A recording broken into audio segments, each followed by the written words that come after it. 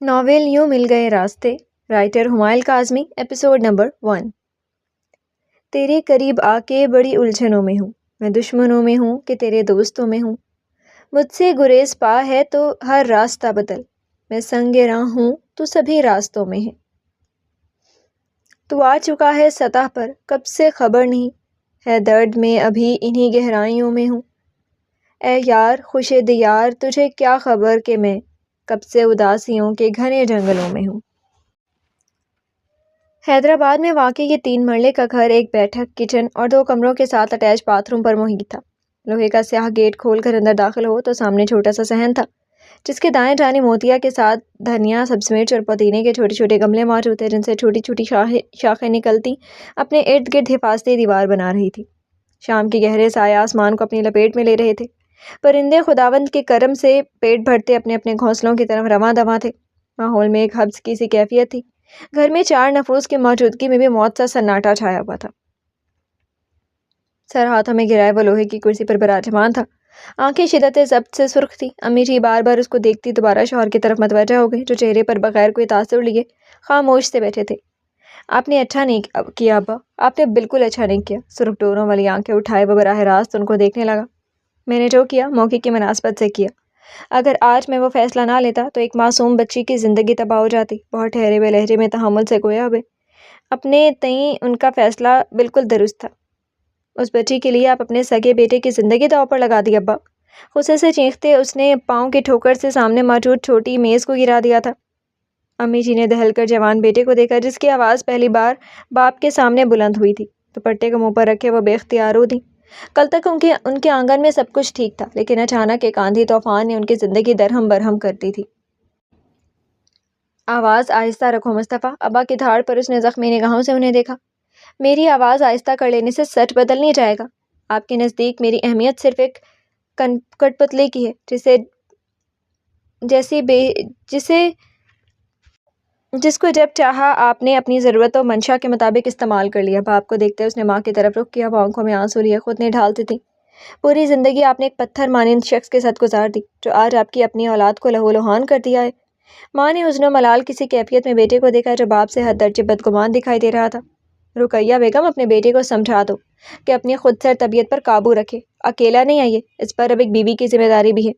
ابا جی کی خود پسندانہ طبیعت کو بیٹے کا یہ انداز ایک آنکھ نہیں بھاتا تھا۔ ان کے نزدیک ان کا فیصلہ ہمیشہ ہی بہترین اور درست ہوتا تھا۔ میں بھاڑ میں جھونکتا ہوں ایسی بیوی کو جو زبردستی میرے گلے کا ڈھول بنی ہے۔ لمحے سے غصے سے چیختے ہوئے وہ زور سے لوہے کا دروازہ بند کرتا گھر سے باہر نکل گیا تھا۔ کمرے کے اندر بیٹھے نفس نے سہم کر کمرے کے در و دیوار کو دیکھا۔ پورے جسم پر کپ کپی سے طاری ہو گئی تھی۔ آسمان میں گہرا نارنجی رنگ چاروں جانب پھیلا ہوا تھا۔ گیٹ کے سامنے ٹیکسی روکتے ہی وہ ڈگی سے بیگ نکالتی اسے گھسیٹتے ہوئے سیاہ گیٹ کے سامنے لے آئی تھی، جہاں لوہے کا بڑا سا تالا اس کا منہ چھڑا رہا تھا۔ پارسل کے سیاہ چشمے کو آنکھوں سے ہٹا کر بالوں پر ٹکاتی وہ متلاشی نظروں سے ارد گرد کا جائزہ لینے لگی۔ تھوڑی تگ و دو کے بعد گھر کے پچھلے دروازے کی کھلی کنڈی دیکھ کر بے ساختہ اس کے چہرے پر مسکراہٹ چھا گئی۔ یقیناً اس گھر کے مکین ساری حفاظتی تدابیر صرف سامنے والے گیٹ کے لیے تیار کر کے گئے تھے۔ بیگ کو اپنے ساتھ گھسیٹتی وہ کچن کے راستے سے اندر داخل ہوئی تھی، جہاں اس وقت کسی مکین کے ہونے کے کوئی شواہد موجود نہ تھے۔ پیٹ کی دہائی پر بھوک کا احساس کرتی ہوئے سب سے پہلے شیلف کے دائیں جانب موجود فریج کی جانب بڑھی تھی۔ فریج کھولتے ہی نظر سامنے بریانی سے بھری پلیٹ پر پڑی، جسے دیکھتے ہی آنکھوں کی چمک دگنی ہو گئی تھی۔ پلیٹ کو ہاتھ میں پکڑے وہ اب خاموشی سے بھوک مٹانے میں مصروف تھی۔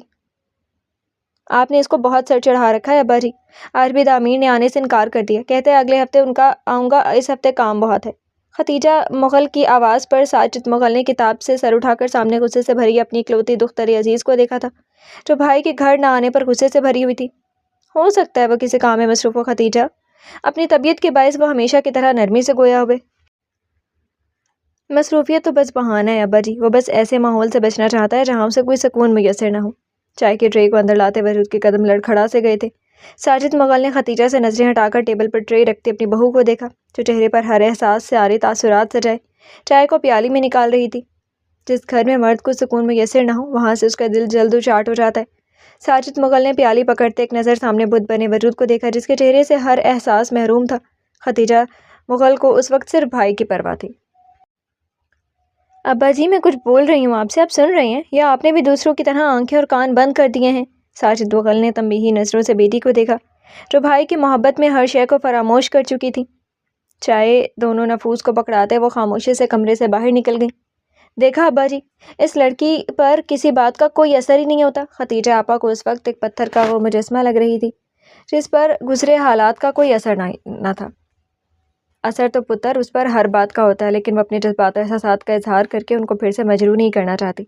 ابا جی نے دکھی سانس ہوا کے سپرد کی۔ ماضی میں کیا گیا ایک غلط فیصلے کا بھگتان آج بھی دو وجود بھگت رہے تھے۔ پر ابا جی آپ اس سے بات کریں، اس کو سمجھائیں، زندگی ایسے نہیں گزرتی۔ ختیجہ آپا کے اصرار پر انہوں نے نفی میں سر ہلایا تھا۔ میں ماضی میں کی گئی غلطی دہرانا نہیں چاہتا ختیجہ۔ میں نہیں چاہتا میرا ایک غلط فیصلہ ان کی زندگی میں مزید کڑواہٹ کھول دے، اور بہتر ہوگا کہ تم بھی ان کے اس آپسی معاملے سے دور رہو۔ ابا جی نے گویا بات ختم کرنی چاہی۔ آپ خود کچھ نہ کریں لیکن مجھے میری کوششوں سے مت روکیں۔ میں اپنے بھائی کی زندگی میں خوشیوں کے دروازے ایک بار پھر ضرور کھولوں گی، وہ دل میں تہیا کر چکی تھی۔ لاہور کی گلیوں سے گزرتی وہ سفید رنگ کی کرولا درمیانی رفتار سے چلتی اپنی منزل کی طرف رواں دواں تھی۔ مئی کی برستی گرمی میں گاڑی کے اندر چلتے اے سی کی فراہم کردہ ٹھنڈک روح کو اندر تک تقویت بخش رہی تھی۔ آج تو شادی میں بالکل مزہ نہیں آیا۔ پتہ نہیں شفیق نے کیا سوچ کر ایسے لوگوں میں بیٹی کی شادی کر دی۔ ڈرائیور سیٹ پر براجمان ابوذر نے گردن موڑ کر ساتھ والی نشست پر براجمان اپنے دادا لقمان چودھری کو دیکھا جو اب واپسی کے راستے پر شادی پر تبصرے کر رہے تھے۔ بالکل ٹھیک کہہ رہے ہیں آپ دادا۔ دیکھا نہیں دولہے کی ماں جہیز نہ ملنے پر کیسے تربوز جتنا منہ سجا کر بیٹھی تھی۔ یہ آواز اس گھر کے سب سے چھوٹے صاحبزادے کی تھی جو براق لقمان چودھری کے نام سے جانے جاتے ہیں۔ براق کی زندگی کے دو ہی مقصد ہیں، ایک کھانا بنانا اور دوسرا کھانا کھانا۔ براق کے ہاتھ میں ذائقہ صفر ہے اور گھر میں سب مارے باندھے ہی اس کے ہاتھ کا بنا کھانا کھاتے ہیں۔ براق چودھری کے نزدیک یہ کام اس کی خود خبرو شخصیت پر جچتے نہیں، لیکن صنف نازک کے وجود کے کام کے نہ ہونے کے سبب یہ سارے کام مجبوراً اسے ہی کرنے پڑتے ہیں۔ بس بیٹا، شریف لوگ اپنی شرافت میں مارے جاتے ہیں۔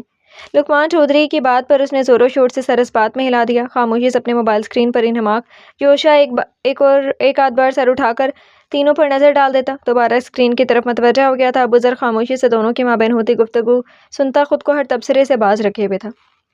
بھائی یہ ذرا ایک شاورما تو لے دیں، شادی میں بھی ٹھیک سے کھانا نہیں کھا سکا۔ براق چودھری کے چٹے سفید جھوٹ پر یوشا چودھری نے آنکھیں گھمائیں، جس کی نظریں پوری شادی میں براق پر تھی جو اس کے سامنے 2 بار چکن قورمہ اور زردے سے لطف اندوز ہو چکا تھا۔ منہ بند رکھو براق، اب جو بھی کھانا ہے گھر جا کر کھانا، اور کوئی ضرورت نہیں ہے اس کے لیے گاڑی روکنے کی۔ ابوذر براق کے جھڑکتے وہ ابوذر سے گویا ہوئے تھے جو دونوں بھائیوں پر ایک نظر ڈالتا گھر سے قریب گلی میں داخل ہو چکا تھا۔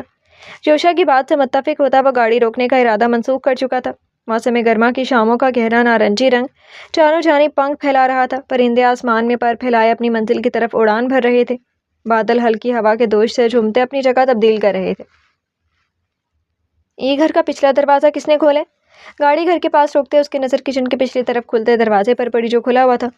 ابوذر تشویش کا اظہار کرتا گاڑی سے باہر نکل آئے، باقی حضرات بھی ایک ایک کرتے گاڑی سے باہر نکل آئے۔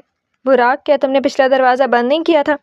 یوشا کی آواز پر سب افراد نے پلٹ کر براق کو دیکھا جو چہرے پر ہوانک تاثرات سے رہ سب کو دیکھ رہا تھا۔ چہرے سے صاف ظاہر تھا کہ وہ شادی پر جانے سے پہلے گھر کا پچھلا دروازہ بند کرنا بھول گیا تھا۔ یوشا نے خونخوار نظروں سے اسے گھورا جو ہمیشہ ہی کوئی نہ کوئی کام کرنا بھول جاتا تھا۔ اچھا ٹھیک ہے، ہو گئی غلطی، ویسے بھی ہمارے گھر میں کون سا کوئی قیمتی سامان پڑا ہے جو چوری ہو جاتا۔ اپنی غلطی پر پردے ڈالتا وہ ڈٹ کر کھڑا ہو گیا تھا۔ ابوذر نے دھیرے سے یوشا کے کندھے پر ہاتھ رکھا جو غصے سے پھٹنے کو تیار تھا۔ اچھا بس یہ ساری تفتیش تم لوگ بعد میں کر لینا، ابھی اندر چلو، مجھے ہاضمے کی گولی کھانی ہے، لگتا ہے کھانا کھا کر کچھ زیادہ ہی کھا لیا میں نے۔ باہر نکلی توند پر ہاتھ پھیرتے وہ اندر کی جانب بڑھ گئے، جبکہ ابوذر پچھلے دروازے کو بند کرنے کی نیت سے اس کی جانب بڑھ گیا۔ دروازہ بند کرتے وہ پانی پینے کی نیت سے کچن میں داخل ہوا، جہاں کے منظر دیکھ کر اس کے قدم اپنی جگہ سے ہٹنے سے انکاری ہو گئے تھے۔ گلابی رنگ کی پوری آستینوں والی شارٹ فراک کے ساتھ بلو جینز پہلے ایک صنف نازک فریج میں رکھی بریانی سے مکمل انصاف کر چکی تھی وہ، اور اب سوئیوں پر ہاتھ صاف کر رہی تھی۔ مغربی حسن کی مالک وہ لڑکی ہر چیز سے بے نیاز کھانے کی طرف راغب تھی۔ کندھوں تک آتے بال جن کو اوپر سے چھوٹے کلپ کی مدد سے باندھا گیا تھا تاکہ بال کھانے کے دوران چہرے پر نہ آئیں۔ کھانے کے دوران سے ہی معلوم ہو رہا تھا کہ لڑکی کافی دیر سے بھوک برداشت کر رہی تھی۔ یہ کون ہے؟ براق کی چیختی آواز پر ابوذر کی نگاہوں کا ارتکاز ٹوٹا۔ اس لمحے اسے احساس ہوا کہ وہ کافی دیر سے وہاں کھڑا محویت سے مقابل کو دیکھ رہا تھا۔ اس نے کچن کے دروازے پر براجمان حضرات کو دیکھا جو پوری آنکھیں پھیلائے سامنے موجود لڑکی کو دیکھ رہے تھے، جو پانی کا گلاس ہونٹوں سے لگائے سب کے چہروں کو باری باری دیکھ رہی تھی۔ تم آہستہ نہیں بول سکتے ہو؟ یہ وہ پہلا جملہ تھا جو صنف نازک کی زبان سے ادا ہوا تھا۔ چودھری ہاؤس کی خاموش دیواروں نے بڑے کھلے دل سے اس آواز کو خود میں سمایا تھا۔ ایک عرصے بعد اس گھر میں کسی عورت کی آواز گونجی تھی، واہ بھائی واہ، ایک تو چوری، اوپر سے سینہ زوری، میرے ہی گھر میں میری ہی بریانی کھا کر مجھ پر ہی حکم چلا رہی ہے۔ ہاتھ ہلا ہلا کر کہتا وہ بھرپور طریقے سے لڑنے کو تیار تھا، یہ بریانی تم نے بنائی تھی؟ ایک ہاتھ کمر پر رکھتے ابرو چکاتے اس نے سوال کیا تھا۔ ہاں بالکل میں نے بنائی تھی، اور رات کو ایک پلیٹ چھپا کر رکھی تھی تاکہ صبح آرام سے کھا سکوں، لیکن تم نے آ کر سارا پلان ہی خراب کر دیا۔ لہجے میں دکھ ہی دکھ تھا، جیسے اس کے ہاتھ سے زندگی کا کل اثاثہ چھین لیا گیا ہو۔ بہت بد ذائقہ بریانی تھی، کیا تم نے زندگی میں کبھی اچھی بریانی نہیں کھائی؟ ابوذر نے ایک نظر خالی پلیٹ کو دیکھتے ہوئے گردن موڑ کر ساتھ کھڑے براق کو دیکھا، جو صدمے سے آنکھیں پھاڑے منہ کھولے اسے دیکھ رہا تھا۔ کیا کہا تم نے؟ غصے سے ایک قدم آگے آیا۔ وہی جو تم نے سنا، تمہارے ہاتھ سے بنی بریانی سے صاف پتہ چل رہا تھا کہ تم نے بریانی کو دم پر نہیں رکھا اور نہ ہی چکن کو اچھے سے بھونا تھا، تبھی چاول ہلکے سے کچے اور چکن بد ذائقہ محسوس ہو رہا تھا۔ اتنی لمبی تفصیل پر چاروں مرد اس کا منہ تکنے لگے، جو بن بلائے مہمان کی طرح انہی کے گھر میں کھڑی انہی کی بنائی چیزوں کو تنقید کا نشانہ بنا رہی تھی۔ کون ہو تم، اور یہاں کیا کر رہی ہو؟ یوشا کی سرد آواز پر اس نے ایک نظر اسے دیکھا، جو سینے پر بازو لپیٹے سنجیدہ سے اس کے جواب کے منتظر تھا، کیونکہ بن بلائے مہمان اسے شروع سے ناپسند تھے۔ بڑے ابا بھی خاموشی سے اس کی شکل دیکھ رہے تھے، سب پر ایک نظر ڈالتی وہ کرسی چھوڑ چکی تھی۔ میرا نام الیانہ عابد چودھری ہے اور میں لندن سے آئی ہوں، وہ تحمل سے ٹھہرے ہوئے انداز میں گویا ہوئی۔ عابد چودھری؟ بڑے ابا کے ہاتھوں کی لرزش پر تیروں بوتے ان کی جانب بڑھے تھے، جو شاہ کی نظروں سے سامنے کھڑی لڑکی کو دیکھ رہے تھے۔ سنگل صوفے پر خاموشی سے بیٹھی اس کی نگاہیں سامنے کی طرف جمی ہوئی تھی، جہاں ابوذر بڑے ابا کو پانی پلا رہا تھا، جبکہ یوشا ان کے قدموں میں بیٹھا نرمی سے ان کے ہاتھوں کو اپنے ہاتھوں میں لیے لرزش کم کرنے کی کوشش کر رہا تھا، اور براق بڑے ابا کے پاؤں کو جوتوں کی قید سے آزاد کر رہا تھا۔ کہاں ہے تمہارا بھگوڑا باپ؟ تمہیں یہاں بھیج کر خود کہاں چھپا بیٹھے؟ بڑے ابا نے غصے سے اسے پوچھا تھا۔ غصے سے سانس پھولا ہوا محسوس ہوا۔ ڈیڈ یہاں نہیں آ سکتے گرینڈ پا، وہ دھیرے سے گویا ہوئی۔ یوشا نے اس کا وجود آنکھوں میں چبھتا ہوا محسوس کیا۔ کیوں، کہاں ہے وہ؟ پھر دیارے غیر میں چھپ کر بیٹھ گئے ہوں گے، ان کو تو عادت ہے اپنی ذمہ داریوں سے جان چھڑوانے کی۔ یوشا کے لہجے میں باپ کے لیے نفرت ہی نفرت تھی، بچپن کی ساری محرومیاں ایک ایک کر کے یاد آ رہی تھی۔ ڈیڈ نہیں آ سکتے یوشا بھائی، کیونکہ ڈیڈ اس دنیا میں نہیں ہے۔ گلے میں اٹکتے آنسوؤں کے گولے کو نگلتے ہوئے وہ گویا ہوئی، جبکہ ہال میں موجود سارے افراد اپنی اپنی جگہ ساکت رہ گئے تھے۔ میں کبھی اس لڑکی کو یہاں برداشت نہیں کروں گا بڑے ابا۔ پائنتی سے ٹیک لگائے وہ بالکل چپ تھے۔ پورے گھر میں یوشا کی آواز کے سوا کوئی دوسری آواز نہ گونجی تھی۔ یوشا اس وقت جوش سے نہیں ہوش سے کام لو۔ ابوذر نے نرمی سے اس کے کندھے پر ہاتھ رکھا تھا، جو غصے سے کسی بھی وقت پھٹنے کو تیار تھا۔ کچھ بھی کہہ لو، لیکن مجھے اس عورت کی بیٹی کا وجود کبھی اس گھر میں برداشت نہیں ہے۔ یوشا کا غصہ ہنوز قائم تھا۔ تمہیں کوئی فرق نہیں پڑتا یوشا کہ اب ہم بابا کو کبھی نہیں دیکھ سکیں گے؟ مجھے دل میں ایک امید تھی کہ ان سے دوبارہ ملنے کی، وہ ہمیشہ ہمیشہ کے لیے ختم ہو گئی۔ سب نے پلٹ کر براق کو دیکھا، جو لکڑی کی کرسی پر بیٹھا کسی غیر مرئی نکتے کو گھو رہا تھا۔ سب جانتے تھے کہ اسے بچپن سے ہی اپنے باپ سے ملنے کا کتنا انتظار تھا، لیکن گھر کے بزرگوں کی انا نے اس کے معصوم دل کی خواہش کا دم جلد ہی توڑ دیا۔ بڑے ابا کی آنکھوں میں آنسو چمک رہے تھے۔ بیٹے کو کھونے کا غم چھوٹا نہ تھا۔ سب کو جیسے دوبارہ حقیقت کا دراک ہوا تھا۔ ہر کوئی خاموش ہو گیا، کہنے کو جیسے کچھ تھا ہی نہیں۔ ابوذر نے براق کو اپنے کندھے سے لگا لیا۔ وہ گھر میں سب سے چھوٹا اور لاڈلا تھا۔ چھوٹی چچی کی وفات کے بعد اس نے زیادہ تر وقت ابوذر کے ساتھ گزارا تھا۔ ابوذر اس کی تکلیف اپنے دل میں محسوس کر پا رہا تھا۔ میں پھر کہہ رہا ہوں ابا جی کہ مجھے وہ لڑکی کسی صورت بھی اس گھر میں نہیں چاہیے۔ ابوذر نے تعصب سے یوشا کو دیکھا، جس کے لیے ایسے ماحول میں بھی اس کی ضد اور غصہ اہم تھا۔ یہ سب باتیں بات کے لیے رہنے دو یوشا۔ اس وقت وہ لڑکی ہمارے گھر، ہمارے لاؤنج میں موجود ہے۔ اس کی حفاظت اور اس کی عزت کرنا چودھری ہاؤس کے سب مکینوں پر فرض ہے، اور ہم کبھی اپنے مہمانوں کو گھر سے بے گھر نہیں کرتے، محکم انداز میں کہتے اس نے تردید کے لیے فوراً ابا کو دیکھا، جو فقط اس بات میں سر ہلاتے ہوئے باتھ روم کے جانے بڑھ گئے۔ تم آج سے میرے کمرے میں سو جانا، میں الیانہ کو تمہارا کمرہ دے دیتا ہوں۔ نرمی سے براق کے سر پر ہاتھ پھیرتے ایک نظر یوشا کو دیکھتے ہوئے کمرے سے باہر نکل گیا۔ الیانہ چھت پر لٹکتی چھوٹی سی سنہری روشنی والے فانوس سے نظریں ہٹاتے اس نے پلٹ کر پیچھے دیکھا، جہاں ابوذر اس کے سوٹ کیس کو ہاتھ میں پکڑے اس کے ساتھ چلنے کی ہدایت دے رہا تھا اسے۔ ابوذر کے قدموں کی پیروی کرتے ہوئے دوسری منزل پر بنے ایک کمرے کے سامنے کھڑی ہو گئی تھی، جس کا دروازہ کھولتا ابوذر اب پیچھے ہٹ چکا تھا۔ یہ آج سے آپ کا کمرہ ہے، آپ اب آرام کریں، صبح ملاقات ہوگی انشاءاللہ۔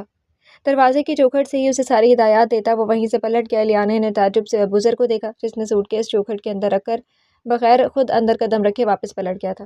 دروازے کو لاک کرتے ہوئے تھکے ہارے انداز میں بیڈ پر گرنے کے سے انداز میں بیٹھ گئی تھی۔ سر درد سے پھٹا جا رہا تھا۔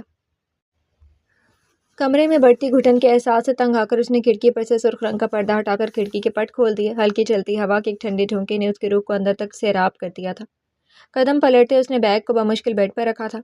بیگ سے نائٹ سوٹ نکال کر اس نے واش روم کا رخ کیا تھا۔ بلیک شارٹ شرٹ کے ساتھ پنک ہی پاجامہ زیب تن کیے وہ اب آئینے کے سامنے کھڑی ہاتھوں پر لوشن لگا رہی تھی۔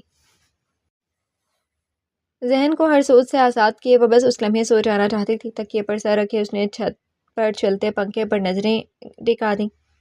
یہاں آ کر رہنے کا فیصلہ بہت مشکل ہے ڈیڈ۔ ان لوگوں کی آنکھوں میں میرے لیے سوائے نفرت اور حقارت کے کوئی دوسرا جذبہ نہیں ہے۔ پلکوں پر اٹکا ایک بے مول آنسو تکیے میں جذب ہو گیا تھا۔ سفید رنگ کی قمیض اور چوڑی دار پاجامے میں ملبوس دوپٹہ کندھوں پر پھیلائے لمبے کالے بالوں کی ٹوٹی سیاہ ناخن کی طرح کمر پر رینگ رہی تھی۔ موبائل ہاتھ میں تھامے وہ اسکرین پر ابھرتے نمبر پر نظریں جمائے بیٹھی تھی۔ انگوٹھی کی مدد سے نمبر پر دباؤ ڈالتی گہری سانس بھرتی وہ موبائل کان سے لگا چکی تھی۔ ذہن نصیب آج موبائل سے کیسے میرا نمبر ملا دیا؟ کہیں غلطی سے تو نہیں مل گیا؟ ایک لمحے کو آنکھیں بند کرتے اس نے گہرا سانس بھرا۔ مقابل کی چہکتی آواز کان سے ٹکراتی سیدھا دل کے راستے سے جا ملی تھی۔ کیسی ہو بیلا؟ مقابل کے لہجے میں محبت سے موئے گویا ہوا۔ رابیل کی حد بدرجہ خاموشی پر وہ خود ہی چال پوچھتا بات جاری رکھنے کی کوشش کرنے لگا۔ ٹھیک ہوں، دو لفظی جواب دیتی وہ خاموش ہو گئی تھی جبکہ دامیر مغل کے چہرے پر پھیکی سی مسکراہٹ چھا گئی تھی۔ میرا حال نہیں پوچھو گی؟ دامیر کے سوال پر بھی رابیل کا رد عمل سوائے خاموشی کے کچھ نہ تھا۔ ناخنوں کی ہتھیلی میں کھبوتے وہ حواس پر غالب آتے کرب کو جھٹکنے کی صحیح کرنے لگی۔ آپ کیسے ہیں؟ مارے باندھے ان سے حال احوال پوچھ لیا۔ دامیر اس کے انداز پر بے ساختہ مسکرا دیا۔ اتنے دنوں کے بعد اس کی آواز سنا دل و روح کے لیے فرحت و انبساط کا باعث تھا۔ نرمی سے اپنی خیریت سے آگاہ کرتا وہ بس خاموشی سے اس کی آواز سننا چاہتا تھا جو کان کے راستے سیدھا دل میں اتر رہی تھی۔ گھر میں سب کیسے ہیں؟ فقط بات کو بڑھانے کے لیے اس نے ایک اور سوال کیا جبکہ گھر والوں سے وہ صبح ہی بات کر چکا تھا۔ سب ٹھیک ہیں۔ آپ گھر کب آئیں گے؟ بہت مشکل سے ہی صحیح پر اس نے اصل مدعے کی بات کہہ دی۔ کیوں تم یاد کر رہی ہو؟ لہجے میں اچانک شوخی ادھر آئی تھی۔ دل چاہا کاش وہ اس لمحے اقرار کر دے کہ وہ بھی اسے ویسا ہی یاد کریے جیسے وہ یادوں کے سمندر میں غوطہ زن ہے۔ میں نہیں، لیکن آپ کے گھر والے آپ کو بہت یاد کرتے ہیں۔ محبت اور جذبات کی پرحدت احساس کو سرد مہری سے جھٹکتی وہ اس کے دل کی ارمانوں پر پانی پھیر گئی۔ تو تم چاہتی ہو کہ میں آ جاؤں؟ لہجہ اب کچھ سنجیدہ سا ہو گیا تھا۔ اگر آپ میری ذات پر کو مزید تماشا نہیں بنانا چاہتے تو گھر واپس آ جائے، شاید اس طرح ہمارے رشتے کا کچھ بھرم رہ جائے۔ فون بند کرتی وہ کھڑکی کے پٹ کھولتی باہر تیز چمکتی دھوپ کو دیکھنے لگی تھی جس پر پیر گھسیٹتے کتنے ہی لوگ روزگار کی تلاش میں ادھر سے ادھر بھٹک رہے تھے۔ زندگی اسی سفر کا نام ہے جہاں روز کئی لمحے آرزو بننے اور کہیں ان کی تکمیل میں گزار دیے جاتے ہیں۔ خود سے ناراض، زمانے سے خفا رہتے ہیں، جانے کیا سوچ کر ہم سب سے جدا رہتے ہیں۔ کس طرح آ کے بسے کوئی تیری بستی میں تو پتھر کے خدا رہتے ہیں۔ عمر گزری ہو اندھیروں کے نگر میں جن کی، وہ زمانے کے لیے بن کے دیا رہتے ہیں۔ دور ہے مجھ سے بظاہر کو میرے سب اپنے، میرے دل میں وہ مگر مثل دعا رہتے ہیں۔ میں نے مانا کہ میرے ساتھ نہیں ہے لیکن وہ میرے دل کی مگر بن کے صدا رہتے ہیں۔